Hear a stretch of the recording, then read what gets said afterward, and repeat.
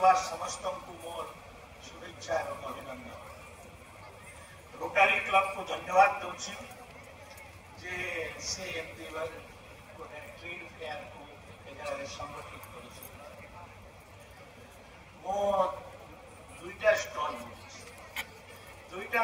रु अंदाज हला जे सम्बलपुर में मिलू नथबा अनेक एमती जिनस ट्रेड फेयर को आसी। आ ट्रेड फेयर उद्देश्य होछि जे जो जिनस सही सहर में मिलू नथबो से जिनस को उपलब्धि करवा एवं गोटे वाणिज्य बा ट्रेड रो वातावरण एटमोस्फियर क्रिएट ये दुईटार रोटारी क्लब सफलता हासिल कर रोटारी क्लब को तो धन्यवाद दे सारी। संबलपुर ट्रेड बढ़ू यहाँ मोर इच्छा। संबलपुर गोटे टूरिस्ट हब हाँपाई आम महारती उभय पक्ष को विकसित करने लगे चाहूँ। गोटे वीर सुरेंद्र साय कॉरिडोर हिसाब से जगह आउ गोटे प्रोजेक्ट दुईटा प्रोजेक्ट आपणकर रिंग रोड पुराना रिंग रोड को आपको जो मैप दिया जाता अधा रिंग रोड छाड़ दिया पूर्णांग परिवार पुराना टे भेद न कर रिंग रोड को सीधा मानेश्वर को बाहर कर फल दुईटा विकल्प रास्ता आपको मिलगला। तापरे आउ अन्य संबलपुर को बाहर लगे संबलपुर को एंट्री लगे आउ डिफरेंट रूट तैयारी दुर्ला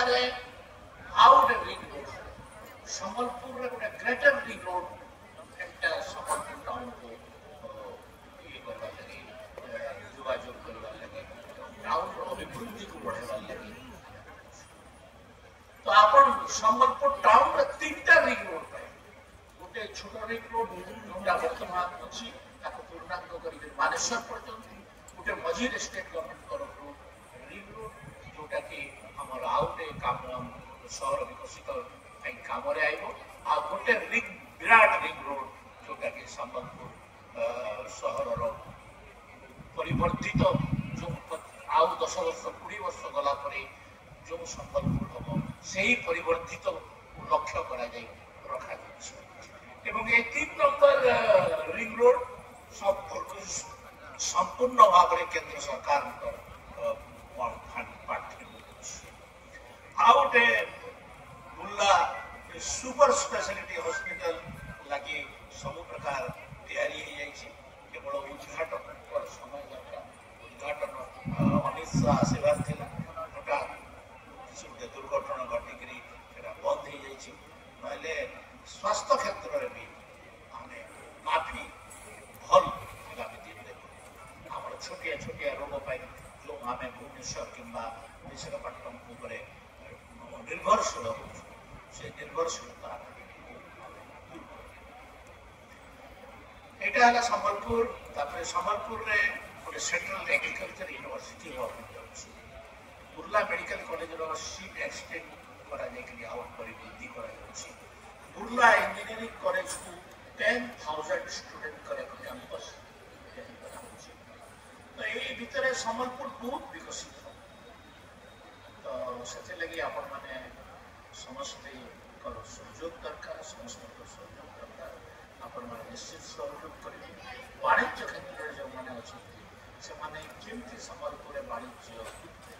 वृद्धि हो तार चिंता को आमको से दिगरे कौन साहाଯ୍य मो द्वारा हो पार निश्चित भाव में करी। आज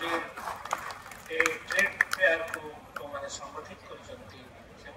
पुनर्बार रोटारी क्लब को पुनर्बार धन्यवाद देकर कथा को जगह समस्त को धन्यवाद।